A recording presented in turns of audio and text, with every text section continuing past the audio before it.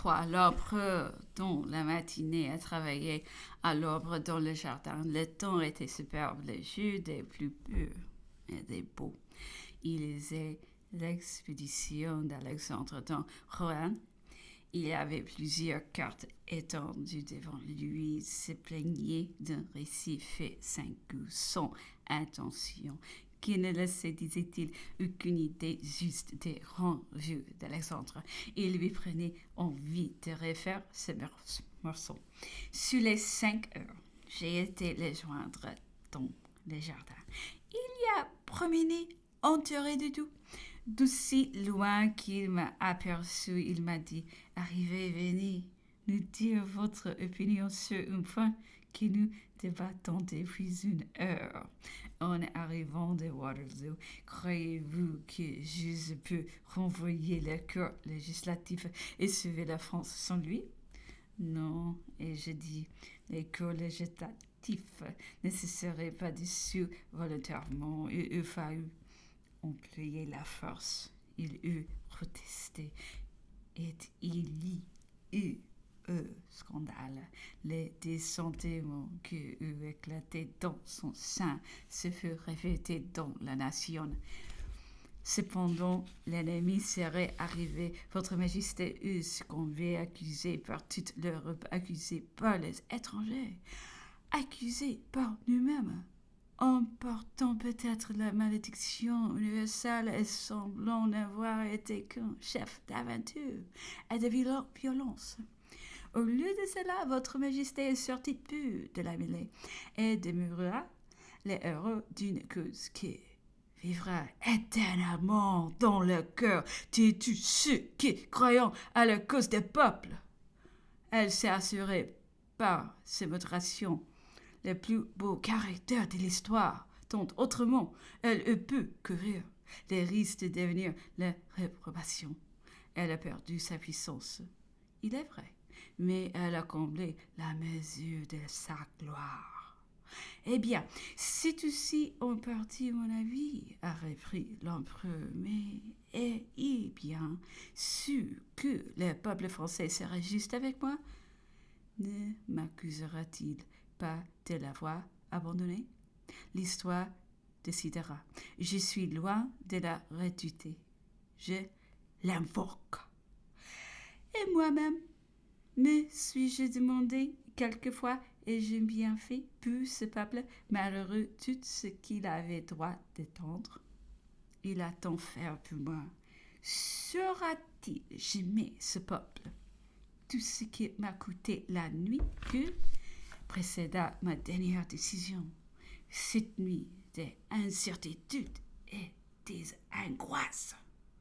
Du grand parti m'étions lassés, celui de tenter de sauver la patrie par la violence et celui de céder moi-même à l'imposition générale. J'ai dû prendre celui que j'ai suivi, amis et ennemis bien intentionnés et méchants, tous étant contre moi. J'ai dû me résoudre, j'ai dû céder. Et une fois fait, cela a été fait. Je ne suis pas plus les demi-mesures. Et puis la souveraineté ne se quitte pas, ne se répand pas de la sorte, comme on le ferait d'un manteau. L'autre partie demandait une étrange vigueur. Il se fut trouvé des grands criminels. Il eût fallu des grands châtiments. Les sangs pouvaient couler, et alors ces temps nous étions conduits. Quelle scène pouvions se renouveler? Moi, n'allais-je pas par là me tromper? Noyer ma mémoire de mes propres mains, dont ce cloque des sangs, des crimes, d'abominations de toute espèce que la haine, les pamphlets, les libelles ont accumulé sur moi. Ces jours-là, je semblais justifier tout ce qui leur a plu d'inventer.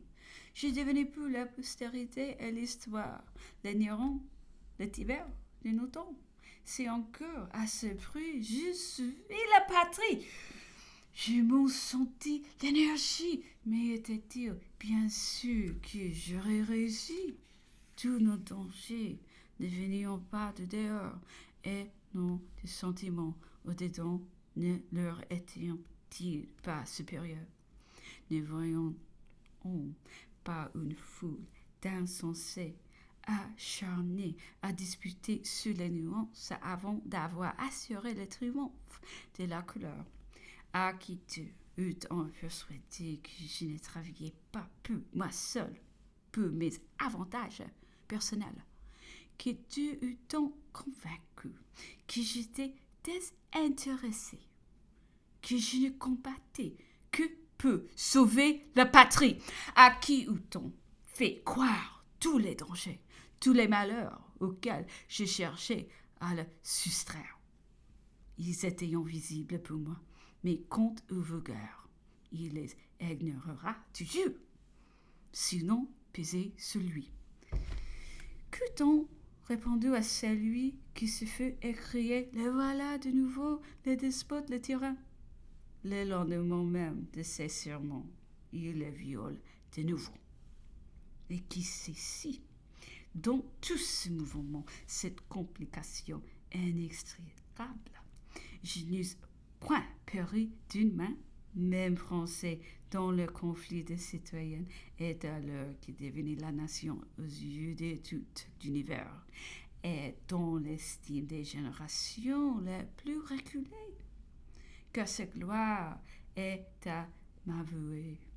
Je ne saurais avoir fait tant de choses pour son honneur et son lustre sans elle. En dépit d'elle, elle me rendrait trop grand. Je le répète, l'histoire décidera.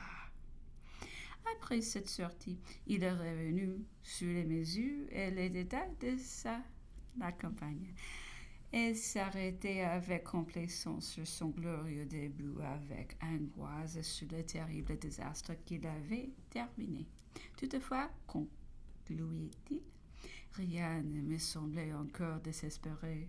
Si j'eusse trouvé les concours que je devais attendre, nous seuls ressurent s'étayant dans les chambres.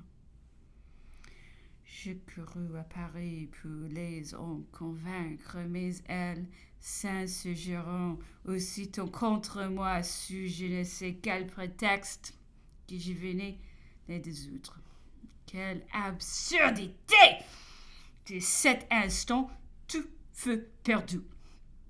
Ce n'est pas ajouter l'empereur qui fait peut-être accuser la masse de ses chambres, mais telle est la marche inévitable de ces corps nombreux et périssant par défaut d'unité. Il leur faut des chefs aussi bien qu'armés en hommes celle-ci, mais les grands talents, les génies éminemment supérieurs se saisissant de celle-là et les gouvernants. En nous manquions de tout cela, aussi en dépit du bon esprit dont le grand nombre pouvait être animé. Tout se trouva dès l'instant confusion, vertige, tumulte, la perfidie, la corruption feront s'établir aux portes du corps législatif. L'incapacité, le désordre, les travers d'esprit régneront dans son sein et la France devint le bras de l'étranger. Un moment j'eus envie de résister, continuer, je fus sur le point de me déclarer en permanence aux Tuileries, au milieu des ministres et du Conseil d'État, d'appeler autour de moi les 6000 hommes de la garde que j'avais à Paris, de les grossir de la partie bien intentionnée de la garde nationale qui était nombreuse et de tous les fédérés des faubourgs, de journir le cours législatif à Tours ou à Blois, à réorganiser sur Paris les débris de l'armée et de travailler seul, ainsi et par forme de dictateur, au salut de la patrie. Mais le corps législatif aurait-il obéi? Aurait bien pu les contraindre par leur force, mais alors quel scandale et quelle nouvelle complication! Le peuple ferait-il cause commune avec moi?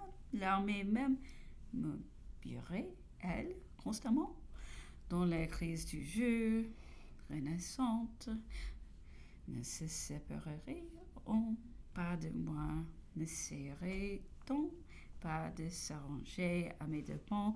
L'idée que tant d'efforts et de dangers n'avaient que moi pour objet ne serait-il pas un prétexte possible?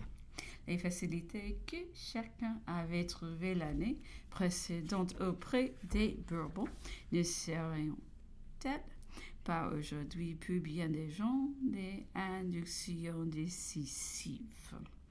Oui, j'ai balancé longtemps, disait l'empereur, pesé le pour et le contre, et comme je vois vite et loin, que j'y pense fortement, j'ai conclu que je ne pouvais résister à la coalition du dehors, aux réalistes au dedans, à la foule des sectes, que la violation du corps législatif aurait créé, à cette partie de la multitude qu'il faut faire marcher par la force.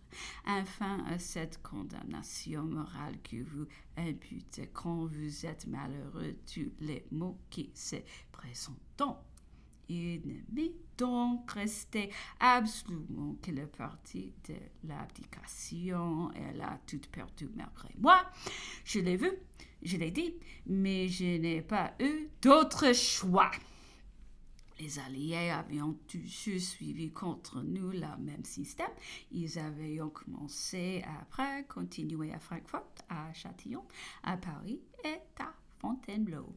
Ils se sont conduits avec beaucoup d'esprit.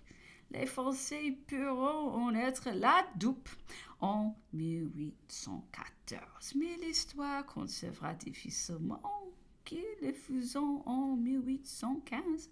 Elle dira, je me suis que s'ils la seront prendre. Je leur avais dit leur histoire en partant pour l'armée. Ne ressemblons pas aux Grecs du bas empire qui s'amusaient à discuter entre eux quand le bélier frappait les murailles de leur ville. Je leur ai dit encore, quand ils vont forcer d'abdiquer, les ennemis voulons me séparer de l'armée. Quand ils auront réussi, ils sépareront l'armée de vous. Vous ne serez plus alors qu'un vieux troupeau, la proie des bêtes féroces. Nous avons demandé à l'empereur si, avec le concours du corps législatif, il eût cru pouvoir sauver la patrie. Il a répondu sans hésitation qu'il s'en serait chargé avec confiance et eût cru pouvoir en répondre. Au moins de 15 jours, disait-il, c'est-à-dire avant que les masses de l'ennemi usant pu se présenter devant Paris, je eusse complété les fortifications, j'eusse réuni, sous ces murailles, des débris de l'armée, plus de 80 000 hommes de bonnes troupes et 300 pièces attelées. Au bout de quelques jours de feu, les gardes nationales, les fédérés, les habitants de Paris eussent suffi à la défense des retranchements et me seraient donc demeurés 80 000 hommes disponibles sous les mains. Et l'on savait, continuait-il, tous les partis que j'étais capable d'en tirer. Les souvenirs de 1814 étaient encore tout frais. Cher beau-père, Montmirail, Craon, Montereau vivaient encore dans l'imagination de ceux qui avaient à nous combattre. Les mêmes lieux leur ont rendu présents les prodiges de l'année précédente. Ils m'avaient alors surnommé, dit-on, le 100 000 hommes. La rapidité, la force de nos coups. Leur avions arraché ce mot. Le fait est que nous étions montrés admirables. Jamais une poignée des braves n'accomplit plus de merveilles. Si c'est au fait n'ont jamais été bien connus dans le public par les circonstances de nos désastres, il en était dignement jugé de nos ennemis que les ont comptés par nos coups. Nous fûmes vraiment alors les priorés de la fable. Paris, continuait-il, serait devenu un peu de jeu, une place imprenable. L'appel à la nation, la magnitude du danger, l'inflammation des esprits, la grandeur du spectacle, ils ont dirigé de toutes parts des multitudes sur la capitale. J'aurais aggloméré indubitablement plus de 400 000 hommes et je n'estime pas que les alliés dépassent 500 000. L'affaire était alors amenée à un combat singulier qui eût causé autant de froid à l'ennemi qu'à nous. Il eut hésité et la confiance du grand nombre me fut revenue. Cependant, je me serais entouré d'une junte nationale tirée par moi des rangs du corps législatif, toute formée de normes nationales dignes de la confiance de tout. J'aurais ainsi fortifié ma dictature militaire de toute la force de l'opinion civile. J'aurais eu ma tribune, elle eût soufflé le talisman des principes sur toute l'Europe. Les souverains, ils ont frémi de voir la contagion gagner le peuple. Ils ont tremblé, traité ou succombé. Messieurs, vous sommes-nous écriés? Pourquoi n'avoir pas entrepris ce qui eût infailliblement réussi? Et pourquoi nous trouvons-nous ici? Eh bien, vous autres aussi, vous y voilà, reprenait-il, vous blâmez, vous condamnez. Mais si je vous faisais passer en revue les choses contre vous changeriez bientôt des langages. Et puis vous oubliez que nous avons raisonné dans l'hypothèse que le corps législatif se fait réunir à moi. Et vous savez ce qu'il en a été juste peu les dissoudre. Il est vrai, la France, l'Europe, mais blâmons peut-être, et la postérité me blâmera sans doute avoir eu la faiblesse de ne pas m'en défaire après son insurrection. Je me devais dire-t-on aux destinées d'un peuple qui avait tout fait pour moi, mais en le dissolvant, je pouvais tout au plus obtenir de l'ennemi quelque capitulation. Et encore, je le répète, m'aurait-il fallu du sang me montrer tyran? Je ne vais néanmoins arrêter le plein dans la nuit des 20 et le 21 au matin, les voix de détermination d'une étrange vigueur compte. Avant le jour, tout ce qu'il y avait de bon et de sage vint m'avertit qu'il ne faillit pas songer que tout m'échappait et qu'on ne cherchait aveuglement que s'accommoder. Mais ne recommençons pas, nous voilà déjà que trop sur un sujet qui fait toujours de mal. Je le répète de nouveau, l'histoire décidera. Et l'empereur estompé dans son intérieur en me disant de le suivre.